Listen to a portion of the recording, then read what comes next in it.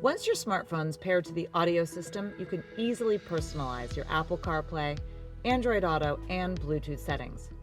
First, select Connections. Then, select the gear icon to see your settings options.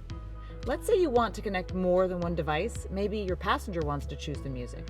In that case, toggle the Allow 2 phones simultaneously option to On. Then, connect your passenger's device via Bluetooth and choose it from the device list. The main connection screen also has other personalization options. Here are a couple additional examples.